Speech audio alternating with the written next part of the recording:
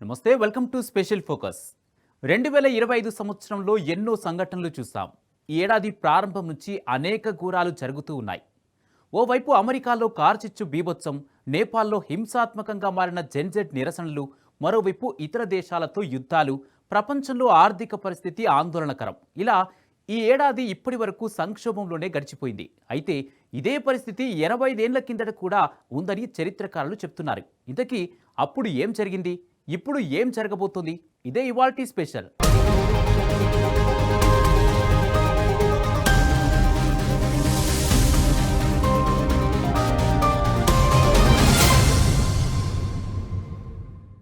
అమెరికాలోని Los Angeles ప్రకృతి సౌందర్యానికి నిలయం, ప్రపంచ కేంద్రం. ప్రపంచంలో అత్యధిక సంఖ్యలో కుబేరులు నివసించే ప్రాంతం ఇది. అలాంటి సిటీ ఈ ఏడాది అగ్నికి ఆహుతైంది. మంటలకు తోడు బలమైన గాలులు నిమిషాల్లోనే విస్తరిస్తూ దాదాపు 10,000కు పైగా ఇండ్లు మంటల్లో దగ్ధమయ్యాయి. ఇక సెలబ్రిటీలు కట్టుబట్టలతో ఇండ్లను వదిలేసి వెళ్లిపోయిన పరిస్థితి. లక్షల మంది సర్వస్వం కోల్పోయి రోడ్డున పడ్డారు. ఇదిలా ఉంటే అగ్రరాజ్యాధినేత ట్రంప్ తీసుకునే ప్రతి నిర్ణయం చివరకు ఆయన మెడకే చుట్టుకుంటుంది. దీంతో ట్రంప్ను గెలిపించిన వారే మీ విధానాలు మాకొద్దు అంటూ నిరసనలు చేపడుతున్నారు. అసలు దేనికి సంకేతం? ట్రంప్పై తిరుగుబాటు మొదలైందా? లాస్ ఏంజల్స్లో చెలరేగిన ఈ కారు చిచ్చు ఎంత నష్టాన్ని మిగిల్చింది? ఎందుకిలా వరుస ప్రమాదాలు జరుగుతున్నాయి? ఆ డీటెయిల్స్ ఈ స్టోరీలో చూద్దాం. ఈ ఏడాది అమెరికా చరిత్రలో అతిపెద్ద ప్రకృతి విపత్తు అంటే అది లాస్ ఏంజిల్స్ కార్చిచ్చు అనే చెప్పాలి. అమెరికాలో అడవులు తగలబడడం ఇవాళ కొత్తేం కాదు. కానీ ఈసారి ఆ వైల్డ్ ఫైర్ అన్స్టాపబుల్ గా జరిగింది. ఎన్ని ఫైర్ ఇంజన్లు వచ్చినా, ఎన్ని హెలికాప్టర్లతో ట్యాంకుల కొద్దీ నీరు గుమ్మరించినా మంటలు అదుపులోకి రాలేదు. పైగా మంటలు ఆ పక్కనే ఉన్న కొత్త ప్రాంతాలకు కూడా విస్తరించాయి. ఆ సమయంలో లాస్ ఏంజిల్స్ లో కనుచూపు మేరలో ఎటు చూసినా ఓవైపు నగరాన్ని మింగేస్తున్న మంటలే, మరోవైపు కాలి బూడిదైన భవనాలే కనిపించాయి. లాస్ ఏంజిల్స్ కు పశ్చిమాన 32 కిలోమీటర్ల దూరంలోని పాలిసేస్ లో జనవరి 7న ఈ వైల్డ్ ఫైర్ మొదలై కాదు. కాలిఫోర్నియా చుట్టుపక్కల నగరాల ఫైర్ ఇంజన్లన్నీ వచ్చి ఆర్పినా ఆ మంటలు అదుపు కాలేదు. పదుల సంఖ్యలో హెలికాప్టర్స్ ట్యాంకుల్లో నీళ్లు మోసుకెళ్లి గుమ్మరించినా ఎలాంటి ప్రయోజనం లేకుండా పోయింది. 23,000 ఎకరాలకు పైగా స్థలంలో మంటలు అంటుకున్నాయి. అందులో అనేక జనావాసాలు, పెద్ద పెద్ద అంతస్తులు, రాజభవనాలు మంటల్లో కాలి బూడిదయ్యాయి. అలాగే ఈ మంటలు అదుపులోకి రాకముందే లాస్ ఏంజల్స్ కు ఉత్తరం వైపున ఈటన్ ప్రాంతంలో మంటలు అంటుకున్నాయి. ఇక్కడ కూడా 14,000 ఎకరాలకు మంటలు వ్యాపించాయి. షాన్ ఫెర్నాండోకు ఉత్తరాన హస్ట్ అనే చోట కూడా మంటలంటుకున్నాయి. ఇక్కడ 800 ఎకరాల్లో విస్తరించి ఉన్న ఆస్తులన్నీ కాలిబూడిదయ్యాయి. అయితే కార్చిచ్చుకి కారణాలు చూస్తే పొడి వాతావరణం, వేడిగాలుల వల్ల ఈ ప్రమాదాలు జరుగుతున్నాయి. ఈ ప్రాంతంలో తీవ్రమైన వర్షాభావ పరిస్థితి ఏర్పడింది. వర్షం 0.4 సెంటీమీటర్లు మాత్రమే కురిసింది. జూలై 2024లో గత 150 సంవత్సరాల్లో అత్యల్ప వర్షపాతం ఇది. National weather service, NASA earth observatory ప్రకారం శాంతా అనా గాలులు, వర్షపాతం లేకపోవడం ఈ అగ్ని ప్రమాదాలకు మూల కారణం. 1980 నుంచి కాలిఫోర్నియా సగటు ఉష్ణోగ్రత 1 డిగ్రీ సెల్సియస్ పెరిగింది. ఎండిన వృక్షాలు అగ్ని ప్రమాదానికి కారణమవుతున్నాయి. విద్యుత్ లైన్లు, చెక్కతో చేసిన టెలిఫోన్ స్తంభాలు, చెక్కతో నిర్మించిన గృహాలు ప్రమాదాన్ని కంట్రోల్ చేయలేని విధంగా మారుస్తున్నాయి. చెట్ల రాపిడి వల్ల కానీ, లేదా ఎవరైనా సిగరెట్ కాల్చిపడేయడం, వంట చేసి నిప్పు ఆర్పేయకపోవడం వంటి కారణాలతో మంటలు ఒక్కసారి అంటుకుంటే మొత్తం అడవిని దహించి వేస్తుంది. ఇక్కడ గాలులు 120 నుంచి 130 కిలోమీటర్ల వేగంతో వీస్తున్నాయి. దాంతో మంటలు అదుపు చేయడం కష్టమవుతోంది. మరోవైపు అగ్రరాజ్యాధినేతగా ఆయన తీసుకునే ప్రతి నిర్ణయం ఓ డొనాల్డ్ ట్రంప్ బాధ్యతలు స్వీకరించి ఏడాది కూడా నిండకముందే ఆయన పాలన పట్ల దేశవ్యాప్తంగా తీవ్రస్థాయిలో వ్యతిరేకత వ్యక్తమవుతోంది. ఆయన తీసుకుంటున్న నిర్ణయాలు, అమలు చేస్తున్న విధానాలు చాలా మందికి ఇబ్బందిగా మారుతున్నాయని భావిస్తూ దేశ ప్రజలు నిరసనల బాట పడుతున్నారు.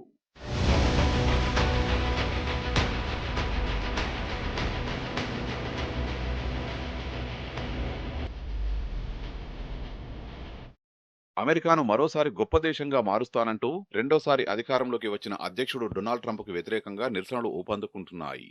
ట్రంప్ తీసుకుంటున్న నిర్ణయాలు ఆర్థికంగా కూడా సామాన్యులపై ప్రభావం చూపిస్తున్నాయని భావించిన సామాన్య పౌరులు, కార్యకర్తలు, విద్యార్థులు, ఉద్యోగులు పెద్ద సంఖ్యలో రోడ్ల మీదకు వస్తున్నారు.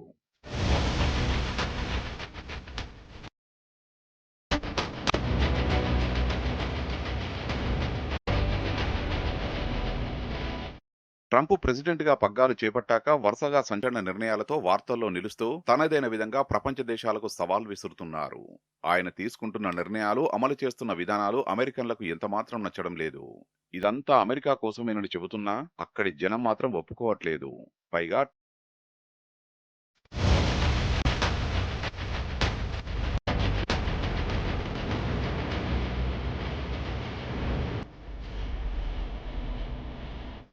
ట్రంప్ అధ్యక్షుడిగా ఎన్నికైన నాటి నుంచి ఆయన తీసుకుంటున్న చర్యలపై అటు విదేశీయులతో పాటుగా స్వదేశీయుల్లో కూడా నిరసనలు వ్యక్తమయ్యాయి. తాజాగా వివిధ దేశాలపై సుంకాల వడ్డింపు ఫలితంగా ఆయా దేశాలు అమెరికాపై విధిస్తున్న సుంకాలు, ప్రభుత్వ శాఖల్లో ఉద్యోగాల కోత ఫలితంగా అమెరికా వాసుల్లో అభద్రతా భావం కాస్త నిరసనగా మారిపోయింది. దీంతో అక్కడి జనం రోడ్డెక్కాల్సిన పరిస్థితులు ఏర్పడుతున్నాయి.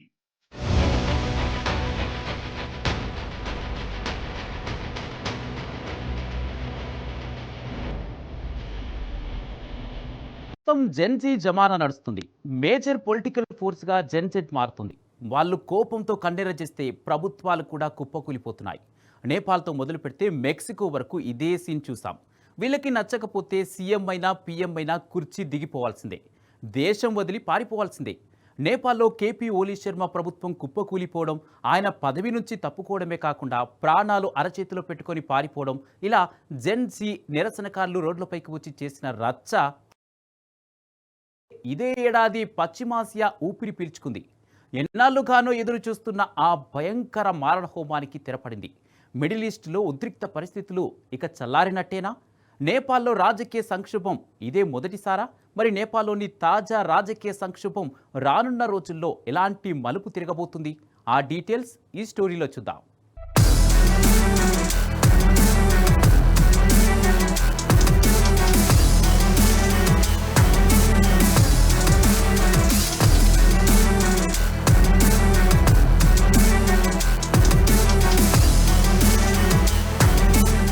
ఈ ఏడాది సెప్టెంబర్లో సోషల్ మీడియా బ్యాన్, ఇతర కారణాలతో నిరసనకారులు రోడ్లపైకి వచ్చి చేసిన రచ్చ అంతా ఇంతా కాదు. ఈ నిరసనల దాటికి అప్పటి ప్రధాని కేపీ శర్మ ఓలీ పదవి నుంచి తప్పుకొని పారిపోయారు. అనంతరం అక్కడ తాత్కాలిక ప్రభుత్వం ఏర్పడింది. అయితే మరోసారి నేపాల్లో జెన్జీ నిరసనకారులు ఆందోళనకు దిగిన సంగతి కూడా తెలిసిన విషయమే. దీంతో మరోసారి ఉద్రిక్త పరిస్థితులు నేపాల్లో తలెత్తాయి.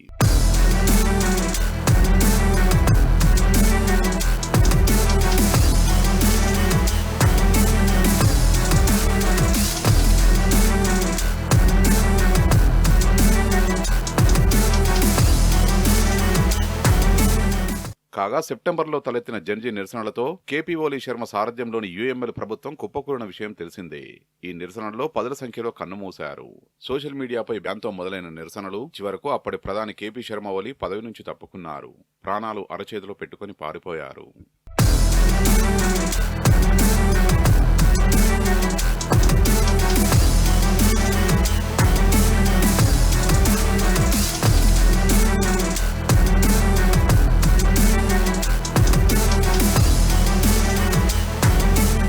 దేశంలో ఉద్యోగావకాశాలు దొరక్కపోవడం కూడా యువత కోపానికి కారణమైంది.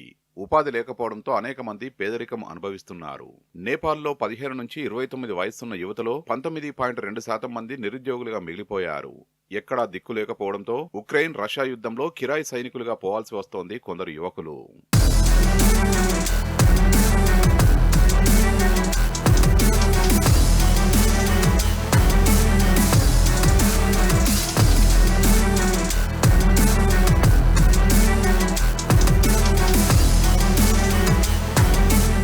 అయితే ప్రస్తుతానికి పరిస్థితి సాధారణంగా ఉందని, ఎవరూ తీవ్రంగా గాయపడలేదని నేపాల్ పోలీసు అధికారులు చెబుతున్నారు.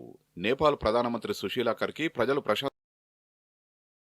సెప్టెంబర్ తిరుగుబాటు తర్వాత తాత్కాలిక ప్రధానమంత్రిగా నియమితులైన ఆమె రాజకీయంగా రెచ్చగొట్టడం మానుకోవాలంటూ హెచ్చరికలు చేశారు.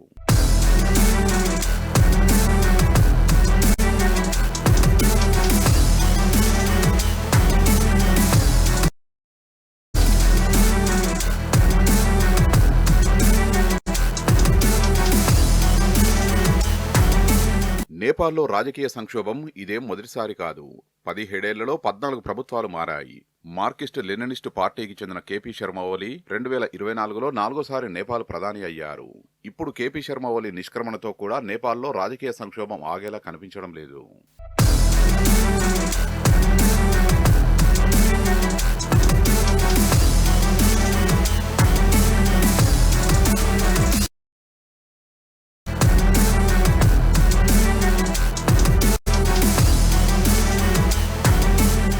ఆధునిక ప్రజాస్వామ్యంలో ప్రజలు తమ గొంతును వినిపించే పిల్లర్ సోషల్ మీడియా అని మానవ హక్కుల సంస్థలు చెబుతున్నాయి. అలాంటిది అసంబద్ధ కారణాల వల్ల గొంతు నొక్కే ప్రయత్నాలు చేస్తే ప్రజలు తిరగబడే అవకాశం లేకపోలేదు. ఇక దేశ ప్రజల కోసం రూపొందించే విధానాల్లో రాజకీయాల ప్రమేయం ఉండకూడదు. నేపాల్ నిరసనల్లో ఇలాంటి కారణాలతో పాటు అంతర్జాతీయ ప్రమేయం ఉందని వార్తలు వస్తున్నాయి. మరి నేపాల్లో పురుడు పోసుకున్న ఈ తాజా రాజకీయ సంక్షోభం ఎన్ని మలుపులు తిరుగుతుందో వేచి చూడాలి.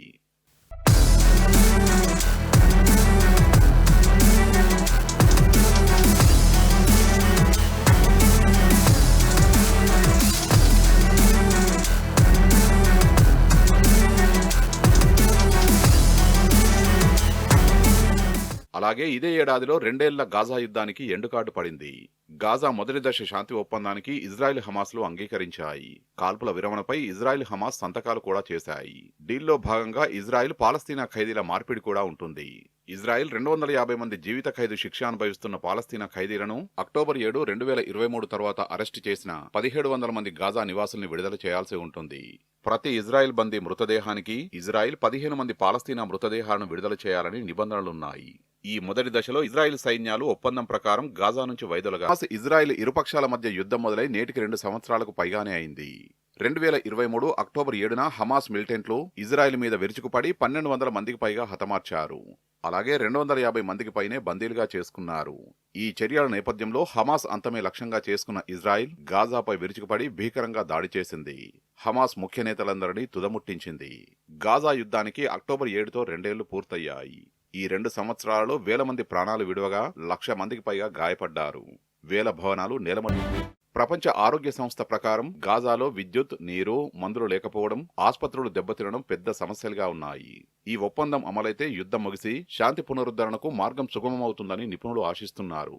హమాస్ ఆయుధాలు వదులుకోవడం, గాజాలో పాలన ఎవరు సాగిస్తారు వంటి అంశాలపై ఇంకా అస్పష్టతలున్నాయి. ఇది మిడిల్ ఈస్ట్ శాంతికి చారిత్రక అడుగు అవుతుందని అందరూ భావిస్తున్నారు. ఏడాదిలో పాకిస్తాన్ మాజీ ప్రధాని పీటీఐ వ్యవస్థాపకుడు ఇమ్రాన్ ఖాన్కి గట్టి దెబ్బ తగిలిందనే చెప్పాలి. ఇప్పటికే జైల్లో ఉన్న ఆయనకు ఆయన భార్య బుష్రా బీబీలకు మరో షాక్ ఇచ్చింది పాక్ ప్రత్యేక కోర్టు. తోషాఖానా అవినీతి కేసులో ఇమ్రాన్ దంపతులకు 17 ఏళ్ల జైలు శిక్ష విధించింది. ఇమ్రాన్ ఖాన్, బుష్రా బీబీలకు చెరో 17 ఏళ్ల జైలు, 1.64 కోట్ల రూపాయల చొప్పున జరిమానా. తోషాఖానా కేసులో ప్రత్యేక కోర్టు సంచలన తీర్పునిచ్చింది. 2021 మే నెలలో సౌదీ యువరాజు బహుమతి బుల్గారీ జ్యువెలరీ సెట్ను ప్రభుత్వ నిబంధనలకు విరుద్ధంగా చాలా తక్కువ ధరకు సొంతం చేసుకున్నారనే ఆరోపణలు ఈ కేసులో రుజువయ్యాయి. మరి ముందు ఏం జరగనుంది? ఆ డీటెయిల్స్ ఈ స్టోరీలో చూద్దాం. పొరుగు దేశం పాకిస్తాన్ మాజీ ప్రధాని పీటీఐ వ్యవస్థాపకుడు ఇమ్రాన్ ఖాన్ కు భారీ షాక్ తగిలింది. తోషాఖానా 2 కేసులో ఇమ్రాన్ దంపతులకు ఫెడరల్ ఇన్వెస్టిగేషన్ ఏజెన్సీ ప్రత్యేక కోర్టు 17 ఏళ్ల జైలు శిక్ష విధించింది. అలాగే 16 ఇమ్రాన్ అధికారంలో ఉన్న హయాంలో 2021 మే నెలలో సౌదీ యువరాజు బహుమతిగా ఇచ్చిన అత్యంత ఖరీదైన నగల సెట్ను తక్కువ ధరకు సొంతం చేసుకున్నారన్న ఆరోపణలతో గతేడాది డిసెంబర్లో వీరిపై ఫిర్యాదు నమోదైంది. ఇక కోర్టు విచారణలో నిబంధనలకు విరుద్ధంగా చేశారని రుజువైంది. ఈ మేరకు శిక్షను ఖరారు చేసింది. కాగా రావల్సిండిలోని అడియాలా జైల్లో విచారణ జరిపిన స్పెషల్ జడ్జి షారూక్ అర్జుమన్ తీర్పును వెలువరించారు. ప్రస్తుతం ఇప్పటికే ఇమ్రాన్ ఖాన్ జైల్లో ఉన్నారు. ఇక ఈ తాజా శిక్ష ఆయన రాజకీయ భవిష్యత్తుపై మరింత ప్రభావం చూపనుంది. నిబంధనల ప్రకారం విదేశీ పర్యటనలో వచ్చిన ఖరీదైన బహుమతులను ప్రభుత్వ ఖజానాలో జమ చేయాల్సి ఉంది. కానీ వాటి విలువను తగ్గించి చూపడంతో ప్రభుత్వానికి భారీ నష్టం వాటిల్లిందని ప్రాసిక్యూషన్ తమ వాదనలను వినిపించింది. సెక్షన్ 409 కింద ఇమ్రాన్, ఆయన భార్య బుష్రాకు 10 ఏళ్ల శిక్ష వేశారు న్యాయమూర్తులు. అవినీతి చట్టం కింద మరో 7 ఏళ్ల శిక్ష విధించారు. ఒక్కొక్కరు 10 మిలియన్ల జరిమానా కట్టాలని ఆదేశాలు జారీ చేశారు. ఫైన్ కట్టని పక్షంలో ఇమ్రాన్, బుష్రాలకు అదనపు జైలు శిక్ష పడే అవకాశాలున్నాయి. అయితే స్పెషల్ కోర్టు ఇచ్చిన తీర్పును హైకోర్టులో సవాల్ చేయనున్నట్లు తెలిపారు ఇమ్రాన్ లాయర్లు. కాగా 2021లో సౌదీ ప్రభుత్వం అందజేసిన బల్గేరియా జ్యువెలరీ వాడుకున్నట్లు తెలవడంతో తోషాఖానా కేసు నమోదు చేశారు. వాస్తవానికి తోషాఖానా 2 కేసులో 2024 అక్టోబర్లో బుష్రా బీబీకి ఇస్లామాబాద్ హైకోర్టు బెయిల్ను మంజూరు చేసింది. ఈ కేసులోనే కొన్ని నెలల తర్వాత ఇమ్రాన్ కు కూడా బెయిల్ వచ్చింది. కానీ 2024 డిసెంబర్లో ఈ కేసులో నేర దర్యాప్తునకు కోర్టు ఆదేశాలు జారీ అయ్యాయి. పలు ఇతరత్రా కేసుల్లోనూ నిందితులుగా ఉండడంతో ఇమ్రాన్ ఖాన్ దంపతులు రావల్సిండి నగరంలోని అడియాలా జైల్లోనే ఉండిపోవాల్సి వచ్చింది. ఈ నేపథ్యంలో జైల్లోనే ప్రత్యేక కోర్టును ఏర్పాటు చేసి అక్కడే న్యాయ విచారణ జరిపించారు. ఈ క్రమంలో అల్ ఖాదిర్ ట్రస్ట్ కేసులో 2025 సంవత్సరం జనవరి 17న మరో కోర్టు ముఖ్యమైన తీర్పిచ్చింది. ఇమ్రాన్, బుష్రా బీబీ దోషులని తేల్చింది. ఇమ్రాన్కు 14 ఏళ్లు, బుష్రాకు 7 ఏళ్ల జైలు శిక్షను విధించింది. ఇక ఈ ఏడాది అక్టోబర్లో ప్రత్యేక కోర్టులో తోషఖానా 2 కేసుపై న్యాయ విచారణ జరిగింది. తమపై చేసిన అన్ని అభియోగాలను ఇమ్రాన్ ఖాన్ దంపతులు ఖండించారు. రాజకీయ దురుద్దేశంతో తమపై ఆ కేసులు పెట్టారని తెలిపారు. పాకిస్తాన్ రాజకీయాల నుంచి తమను దూరం చేసేందుకే ఈ కుట్ర జరిగిందన్నారు. తోషఖానా పాలసీ 2018 ప్రకారమే తాను నిర్ణయాలను తీసుకున్నానని ఇమ్రాన్ తెలిపారు. పాకిస్తాన్ ఖజానాకు నిర్దిష్ట నగదును చెల్లించిన తర్వాతే ఆ గిఫ్ట్లను తాను తీసుకున్నానని ఆయన చెప్పారు. ఇవే వాదనలతో తదుపరిగా హైకోర్టు తలుపులను ఇమ్రాన్ దంపతులు తట్టనున్నారు.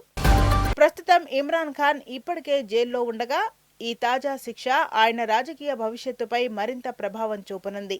అయితే ప్రత్యేక కోర్టు ఇచ్చిన తీర్పుపై ఇమ్రాన్ ఖాన్ తరపు న్యాయవాదులు హైకోర్టులో అప్పీల్ చేసే అవకాశముంది. ఈ పరిణామంతో పాకిస్తాన్ రాజకీయాల్లో మరోసారి ఉత్కంఠ నెలకొంది. కాగా ఈ కేసుకు సంబంధించిన పూర్తి వివరాలు అందుబాటులోకి రావాల్సి ఉంది.